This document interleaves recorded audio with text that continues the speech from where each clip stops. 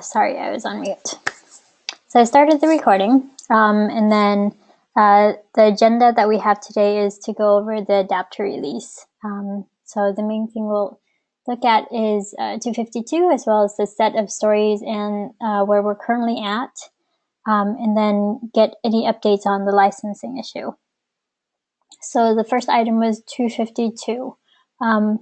The latest update was that EAPLL is working. They're starting to work on DHCP. So any updates on timelines and expectation? Okay, yeah, let's just say on that 252, yeah, the blocker as reported over the weekend was, Val couldn't send a packet from the CPU to, towards the pawn, and had some really good debugging session yesterday with Broadcom and traced that down to a Qumran configuration file issue. So good news is there was no BAL source code changes required for any of that. So so we got over that blocker, and so that pretty much released a lot of ability to test that EAPOL data path and such. So Raghu, can you make a just kind of give an overall on that? Yeah, I think by doing some hardware configuration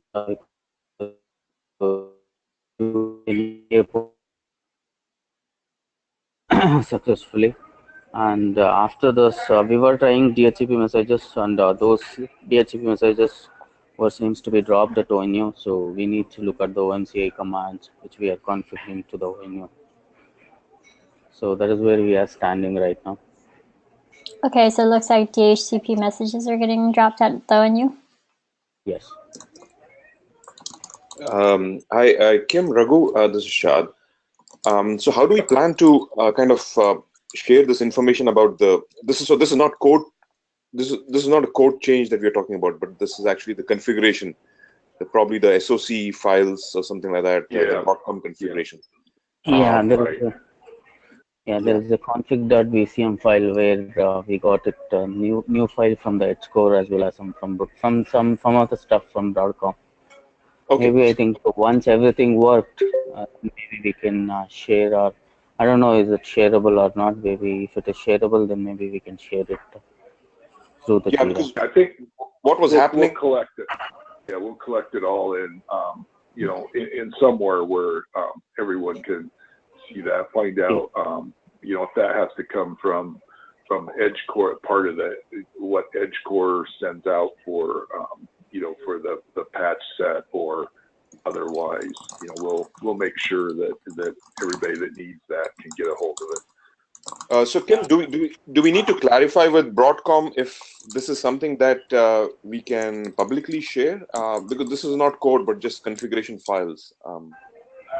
Yes, I think it's better to clarify. That's what my suggestion is. Yeah, we'll take care of that and make sure we know how to do it. The best way that it will be able to be handled is come in the Edge core patch, right, for BAL. But there's other things in there, and it can get the configuration, have the configuration right as well. Great. Okay. Thanks.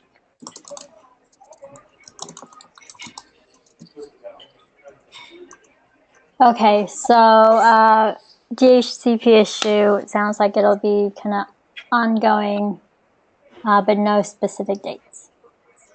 Right, yeah, it's ongoing. That it broke through, just breaking through this problem allowed a lot of forward progress. So and the team was working on that and got as far as we could, and that's what's currently in in progress right now. So there is some good news that everything is going all the way from VOLTHA all the way to touching the RG. So for at least the EAPOL case, and DHCP flow has to get set up correctly there, and then the next one is to check the normal high-speed internet flows. So I expect progress will come every day, but it's almost kind of easier to say when it won't be done than when it will. It looks like, you know, we just need more time on that, and you know, hopefully, you know, Shad and others can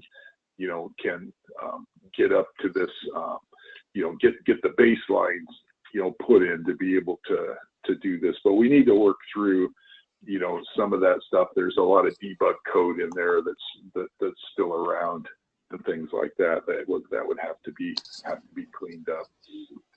Okay, let's keep monitoring this because we're targeting trying to get this out before the 25th, right? So we're looking at about another week. So I don't know if that's realistic or not based upon where we're currently at. Since there's we don't know. Yeah. Yeah, it's just not. We won't know till we're there. It's not clear. Yeah, it's not clear. So, but we'll continue. You know, continue with the updates on updating the you know, the status, the JIRA status is you know, is the best we can do at this point. Okay. No, my comment was really what we're trying to target, and then we'll just monitor as we head towards it. Yep.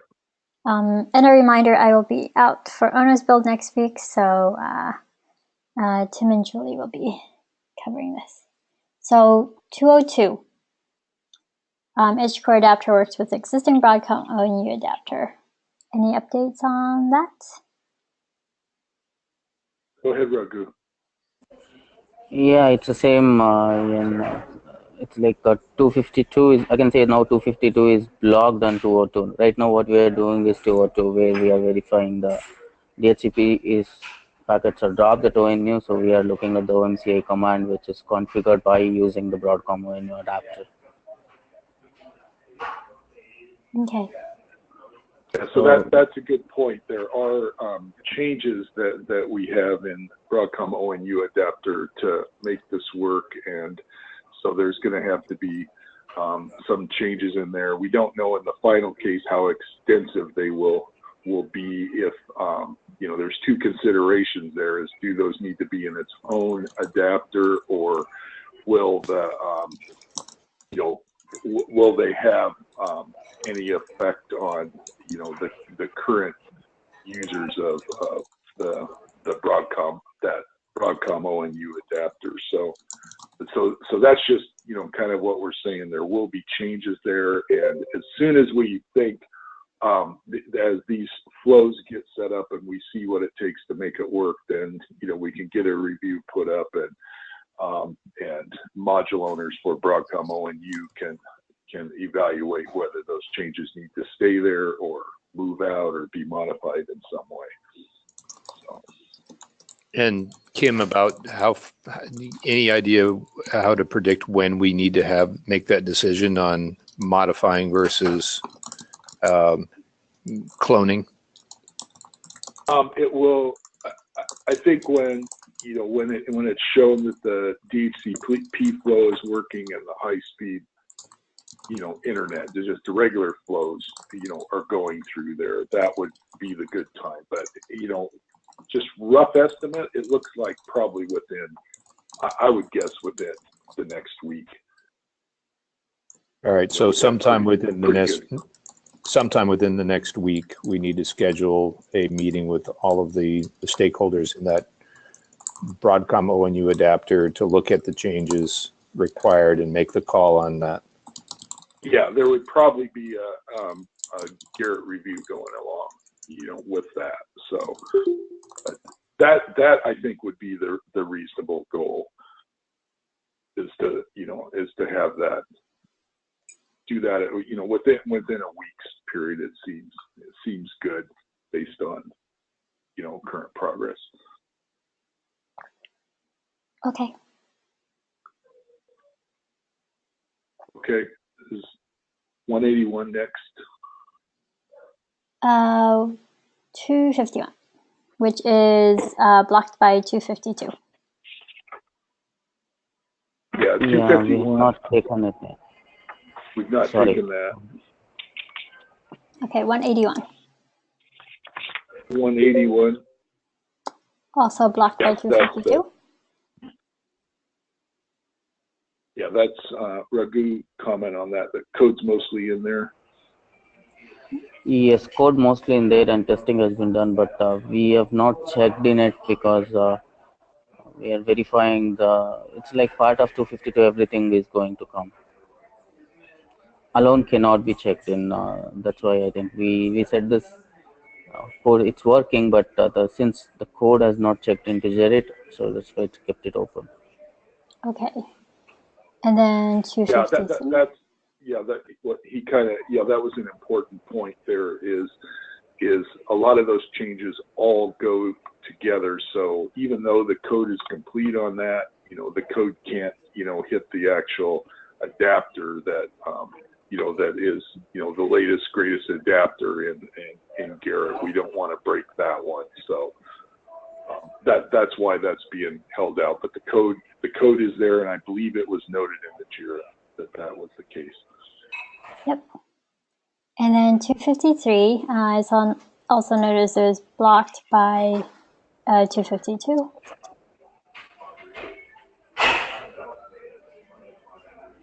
Oh boy, that one. Can you open that one up? That was not on my list. This was the process packet outs from OF agent and send packet in to OF agent towards the northbound of edge car. Assigned to Shad. Yeah, I think, I remember this now. Okay, Shad's code was in there, and it's kind of in the same state as the rest of these. So that's been incorporated into the code already, and it's being, we can't mark it until, we see the very end of 252. Okay, 303.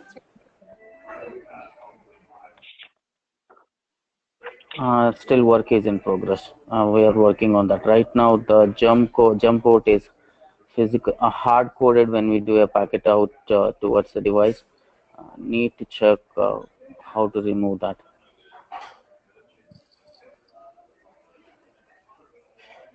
Right, so those are also in that same big change set for the ONU adapter. So, and as Raghu said, there's just still one hard coding in there. We've just been used to try to get this all working, and that has to be revisited to remove that so it's not going to a fixed gem port. Okay. 304. This actually I would like to move to backlog right now. I don't think so we can take this because right now we are using one jump for all flows. Maybe we can move this to backlog and take it later. Okay, any issues with that? Sorry? No, I was asking. For the rest of the team, we want to defer that out of the sprint at this time, and I would think that Sean is going to be okay with that because it's a matter of just getting the current functionality working to demonstrate. So, speaking for Sean, that may not be here. So maybe. Sorry. It's more of a deal. It's more of to implement how the drivers implement it rather than showing the functionality. So that's kind of what it is. There might be a restriction with how many different if you can support 4 flows at the same time or something like that because the gem port is fixed. Is that right, Raghu? Yes. Yes, Kim. Yes. Should we move it out to 1.2 then? Is that something that could be done between now and November? Oh, absolutely. Yeah. Okay. So let's move that to 1.2 and take it out of the sprint. Okay. I think we're done with the list. Like I've noted, we're targeting end of next week for the functionality to be complete and getting a branch created. So I think we'll continue monitoring this. in each story point story moving out is a good thing. I think that was all I had. I don't see Sean. Is Sergio on? I do see Sean. Sean is showing up on the attendee list now, but I don't know if he's. Oh, that sounded like him. Are you on?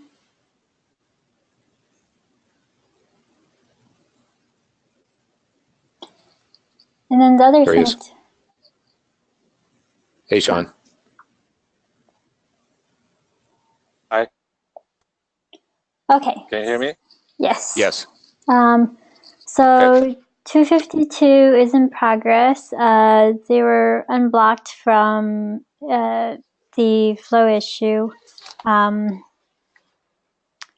At least for EAPLL, started DHCP testing, ran into another issue, so we're monitoring that. There's a bunch of other issues blocked by 252, but at least all the code is committed. And then there is a request to move 304 out to the backlog or the version 1.2. The issue is VOL304.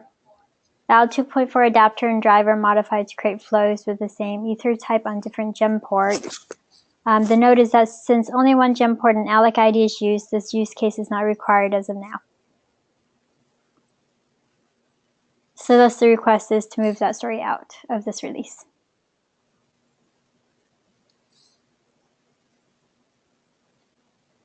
Okay.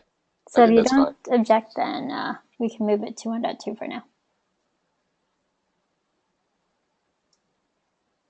And then you guys Anybody can decide. rejecting it? Nope. No, Okay. it's recommended to move it, Sean. Okay.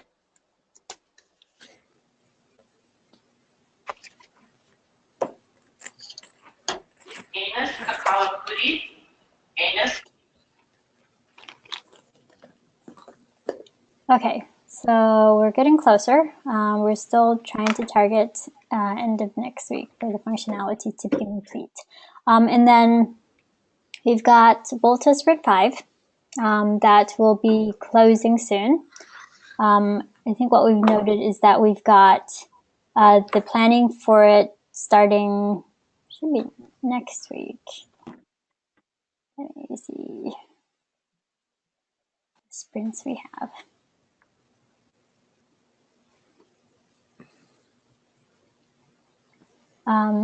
It starts on 9/25 for some reason. Why did we decide to start on 9/25 instead of next week?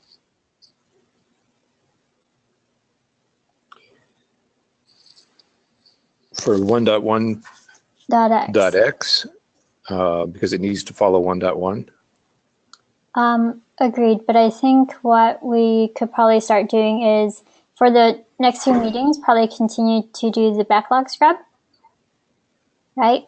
Because we Yes. still have the 1.0 branch. So I think where we're at is we still need to make sure that defect fixes continue to be completed and get on that branch. At least any critical issues that we want to roll into the QA testing cycle. Yeah, no, that's a good point. Yes, anything discovered this week needs a sprint to land in, and so why wait until 9/25? Why not open a sprint next week? Yep. Yep, So that makes sense now. I'll look through that real quick. So let me do this. We're going to create a sprint called, this one's going to be fun. We'll call it 1.1.x, but honestly at this point just put it into 1.0. And then let's take a look at, so the Kafka issues, are those still outstanding?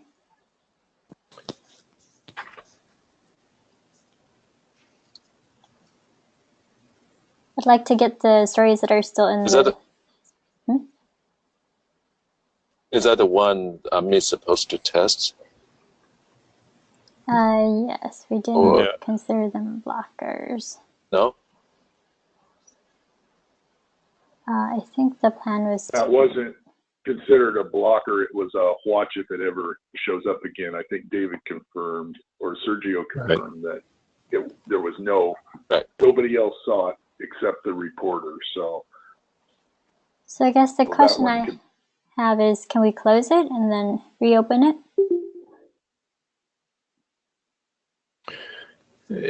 Since we don't have another workflow step to put it in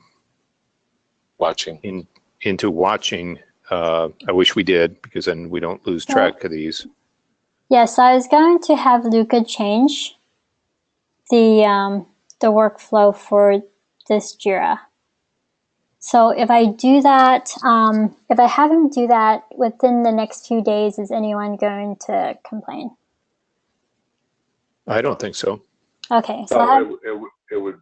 That's good move. It would be nice to have a watching or a parking state for these things. Okay, so what I'll do with these is let's move these to the backlog.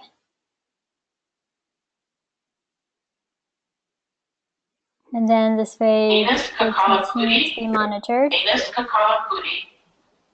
To Etihad Airways baggage carousel 12, please.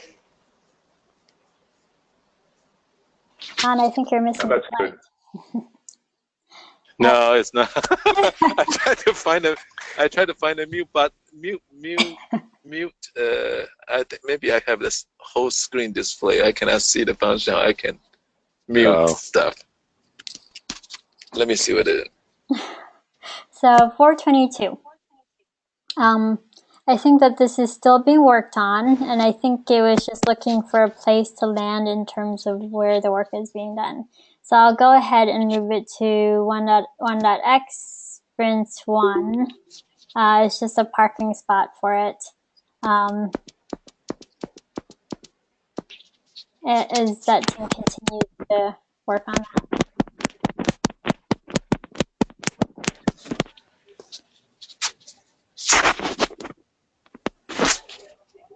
Okay, so that should be in that release in sprint now. Actually, it didn't change this.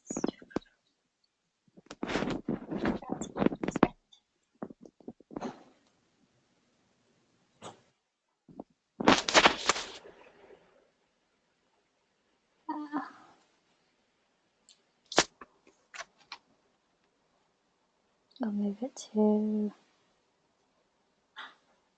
Okay, and then work is going to continue. Just keep in mind everything just goes into 1.0 until 1.1.x gets actually created. So if you don't see 1.1 branch-wise, continue with 1.0. So we've got that item in there, and then we can close out this sprint. And then this way we'll be ready. Sprint 5. Let's close it out. The good news is all the issues are done. This is what happens when you... Yeah. See? Amazing. Just really interesting looking graph. Okay, so back to the backlog. So we have a new sprint now, which means next week, the plan would be to start throwing issues into here that would be considered part of the 1.1.x release. I think we had flagged some of the defects, but we'll need to go through and scrub that and throw them in. So I think this could be done on next. I guess that's the question. Do you guys want to do it now or just do it on next Tuesday's call? Why don't we do it on next Tuesday's call? Everyone wants a break, don't they? Well, the other topic we haven't got to yet is the update Broadcom licensing. Yeah, I want to make sure we have time for that. Okay, let's do that, Sean.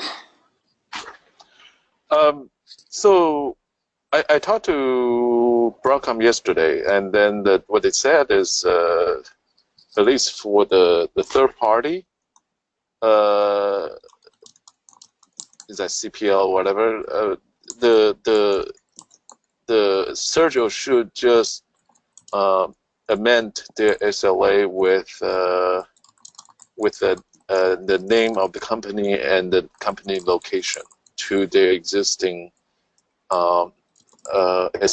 I think that basically will cover everybody, whoever using the third-party companies. So AT&T's license will not be able to cover that. So I guess Broadcom was wondering why AT&T is stepping up to resolve that issue. I guess maybe we were trying to escalate that, but so I don't know whether. So I gave that information back to Sergio. I don't know whether he has invested on that. And the contact, the Wayne Walter, I talked to get that he's not aware there's different layer of the SLA between, whether that's a Maple SLA versus that's a Ethernet SLA. Yeah, I think this is Michelle here. Yes, we are talking to our legal team and our licensing team to confirm what we can do and what we need to amend. So yeah, it's being worked.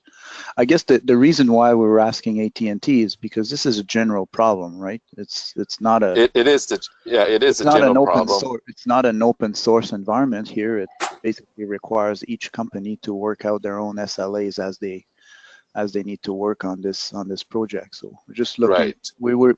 I guess that was the idea. We're looking for some AT&T input to see how we can do the game changer thing, right? So basically the path forward and how exactly we can do this, right? So I think I think that's probably most of all the open source project will encounter that. So I think I'm wondering whether ONF can have any kind of suggestion. So I think that's probably, for the longer term, I think that's something we need to address, not just to Broadcom, is to anybody, right? So it just, Broadcom has a hardware involved. I think that can be making it a little bit different. So if I hope that ends. So if there's any problem, I think Wayne was saying talk to Dave. Or back to the Dave Barron again. So I hope there's a good news. So if there's not, then share with us, and then we can, as a community, we need to work out some kind of solution for this. So Sean, you talked with Wayne, and that covers the third party.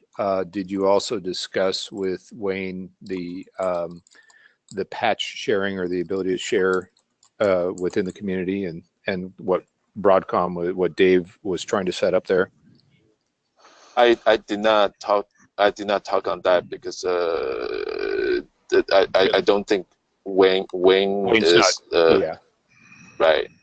Okay, and he's not so we need to find Dave and get an update from Dave on that sharing right capability. Got it. Okay. Right. So sorry. So I'm just trying to get a sense of that this last sentence. Right.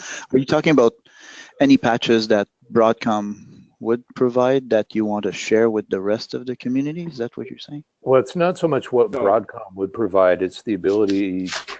Go ahead, Kim. You can explain better. I was going to elaborate on that. All right. So there has to be patches that come from EdgeCore that apply to what they get from Bell to make it work for their hardware. And then also we discussed today, if there's a config file change, this is something else that is a change to the things that Broadcom provides, is technically the SLA does not allow for the third party sharing. right? It's only between the company and Broadcom, whoever, the SLA parties are. And that's a thing we've been trying to what usually needs to for a long time. what usually needs to happen is that EdgeCore should tell Broadcom, hey, I have these patches, these need to be applied, and then Broadcom needs to sort of decide yay or nay if it makes it generally available to all the licensees of that software, right?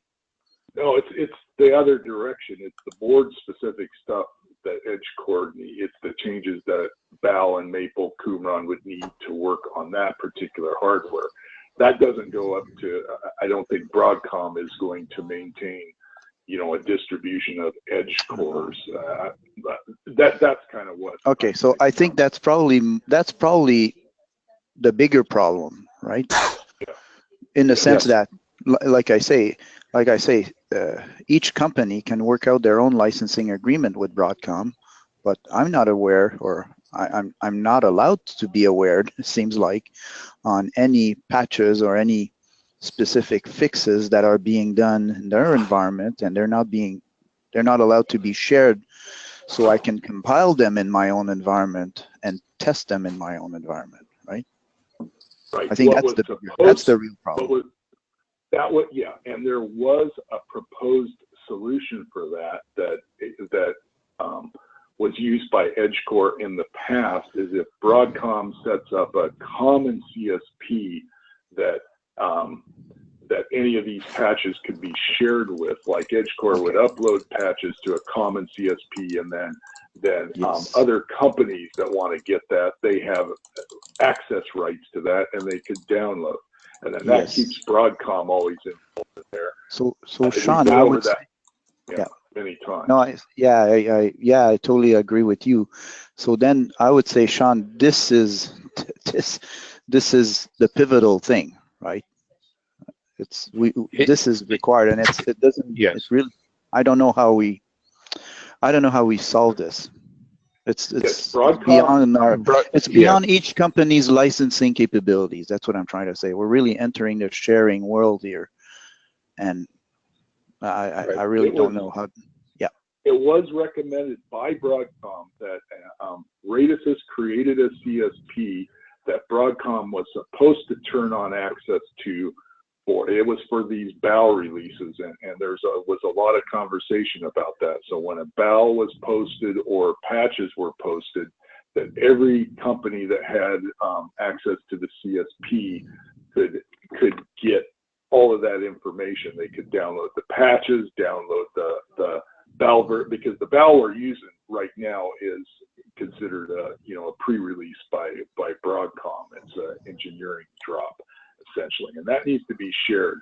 And so the method that was proposed by Broadcom that we started to follow is not actually being used by Broadcom yet. And that's what, I think what would help here is if that access could be turned on, and then other companies could all see that shared CSP that Frank has been maintaining, then I think this solves a lot of the problem. And then EdgeCore can update if they have a patch file, it goes to the CSP, then anybody that has access to that can download it. And that is a model that was used on other projects inside of Broadcom, but it's a matter of getting the pawn team, to so from your perspective, sorry, I assume it's Kim who's talking. I apologize. Yeah, this is Kim, Michelle. Okay, Kim, it's Michelle. Yeah, I just wanted to.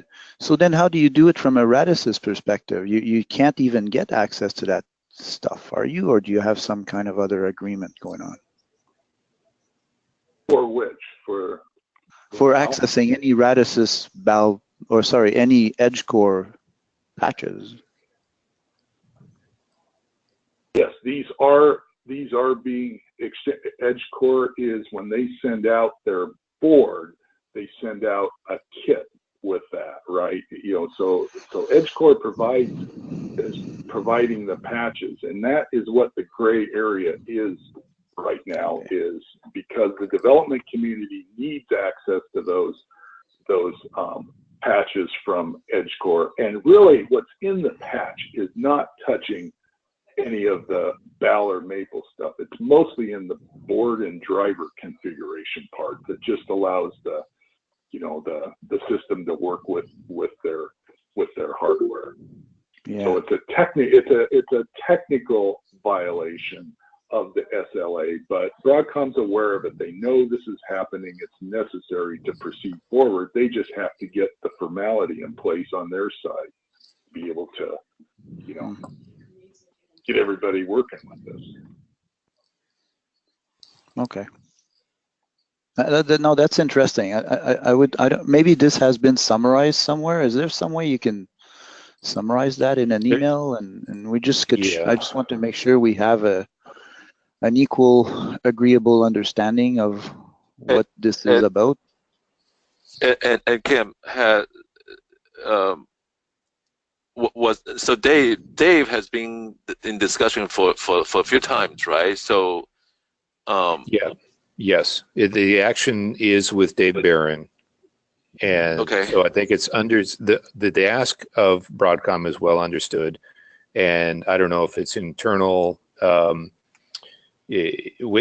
Somewhere within Broadcom that needs to get approved and implemented, and so we just need to continue to press on. Kim, can you do me a favor? Just, you know, because right now, because Sienna raised one of the issue about the third-party support, right? And then also this one is maybe the edge core related stuff. I don't want to just send an email saying, "Hey, Dave, what's the status?" Correct. Yeah. Because the two issues, I don't want them to get confused. Correct. If the proposed solution on the on edge core driver side or whatever the patches side is very well understood, so then we just keep that in a separate keep these two as in a separate track. If you dig out the old email with some of the writing, then maybe ask Dave what's the progress and CC me on that. Yeah, right, I can do that. Would that be something? That's fine. Yeah, we'll work on that. Yeah, Tim and I have been highly involved in that. We'll get a crisper summary of this. We'll go over with it. You know, Tim and I will, and then we'll send something off to Dave Barron that says this is exactly what we need to be done. Can you do it? Yes or no? Yeah. So, yeah, that's kind of why I'm asking you for a list. You know, what you explained today is really good, but it'd be good to put it in an email so we can all push from each side. And of course, it'd be great if Sean could do so at the same time. Yeah, and then what kind of complicates it a little bit because of the way Broadcom works, you know, everything between every party they're doing with is technically under NDA. So what we're discussing right now, you know, is kind of on the bounds of an NDA, right? But it is necessary because of this, you know, collaborative, you know, development that's going on between multiple companies. It just has to happen somehow. Or we need to negotiate a 25-party NDA agreement, right? There you go. Or so, yeah, because you know, BAL, the watermark on the BAL documentation said release to the VOLTHA NDA to the VOLTHA community. All right. And but what does that mean, right? Because the VOLTHA community is kind of public. So everybody, all the parties here are trying to honor Broadcom's SLA to the largest degree possible, right? But there needs to be a little bit, and Broadcom is highly engaged. They know there's benefit for this, you know, at the end of the day, I think, or they wouldn't be, you know, helping as much as they are. So I think this is really time to start pulling multiple parties into this, and then maybe it'll, you know, we can get some forward progress. So I'll try to summarize that issue within the next day or so, and we'll get something off. Yeah, and like we said before, Sean, yeah, this is beyond each individual. I'm working on I'm working with Sergio to get the licensing agreement. But what we just talked about is more the commonality of getting common fixes and common stuff, which which Kim will describe in an email. So there's two issues here. So yeah. And Okay. Michelle, maybe I will have some direct communication with you just to clarify, so that you can kind of see what Sure. I'm thinking in advance a little bit. Okay, I'll be in touch. Yeah, no problem. Thank you. Okay, so I've noted Kim is going to summarize this, and then various companies and Sean will take a look and see what can be done from a community or multi-company access. So some sort of multi-way NDA or something. Yeah, has online. No, that was a joke. 25 party NDA. Yeah, no. That'll be done in 9 months, maybe. 25 years from now. Yeah, more likely. What I was wondering whether the ONLAB or the ONF, because this is ONF projects, right? So is that something we can, ONF has ever done it before, or I can think Bill, but I think in general we like to encourage companies to provide their source as open source, and then this way there's no licensing issue. Yeah. Right. Okay. So. That's a good approach, and we know where that will fall with Broadcom. Your attention, please. TSA has. So I can ping Bill and see what they've done in the past, but I think in general that's been the approach. Yep. I think we have an approach. I think it's really getting Broadcom to fully agree and implement that approach. So we need to document to those community members that have SLAs with Broadcom what the proposed approach is, so they're aware of it, and then just get an answer or a timeline from Broadcom and when this can be done. Right. The last call we had with Dave, he generally agreed with the approach, but had to get internal approval, and I asked, is that a day, a week, a month, or a year to get that? And he thought it was closer to a week, but that was several weeks back. So Welcome to San Francisco. I think at least 2 weeks ago. Yeah. Okay. Right. So we'll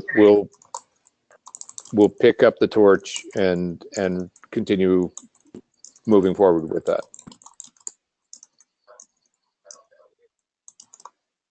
Okay, good. Help can keep our airport secure. Okay.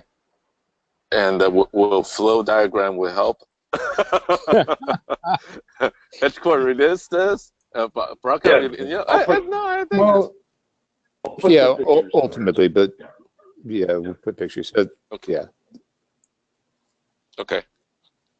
I like to see pictures. That's okay. Okay, so the final note is, sorry, we've got the other issue wrapped up, right? Not really, but I think Kim is sending out the email. Sean, the assumption is we'll do what you can to try to move that forward. And then the note is I'll be out through next week and the following Wednesday. And then Julie and Tim will be covering the VOLTHA meetings. Next Monday is the bug scrub to continue 1.0 maintenance release. And then the adapter work is on a monitoring to see when 252 can be closed out.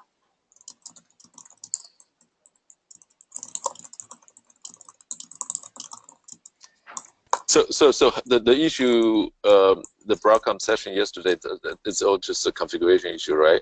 Has that been verified? Okay. Yes.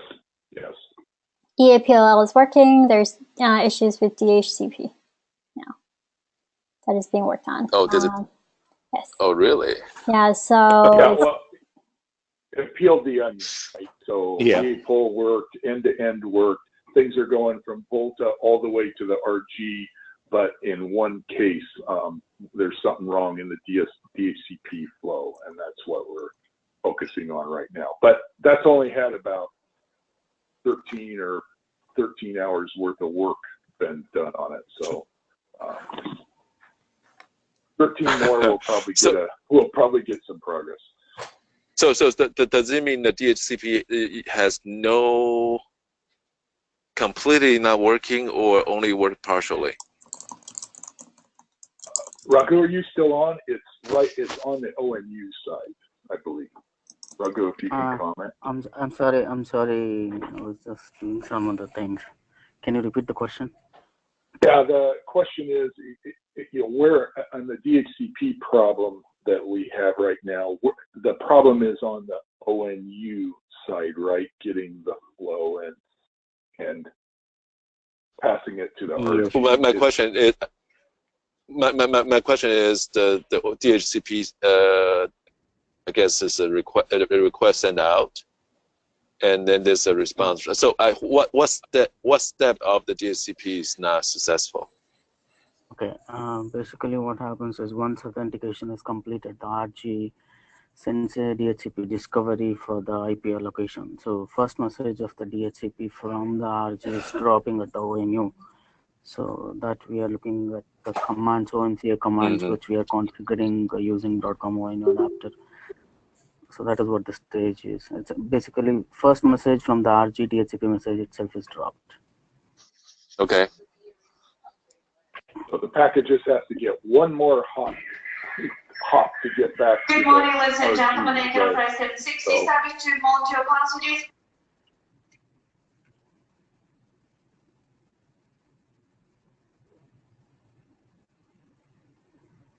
At the loose bolts.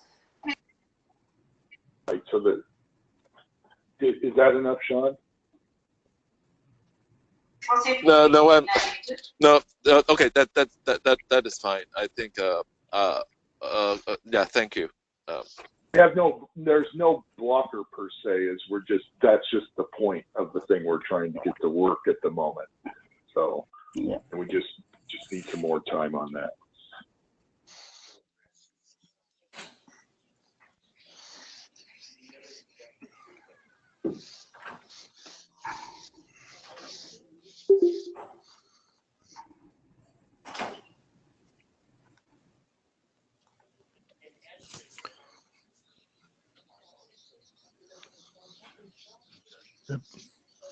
Ewan, did we lose you? Sorry, I was on mute. So, okay.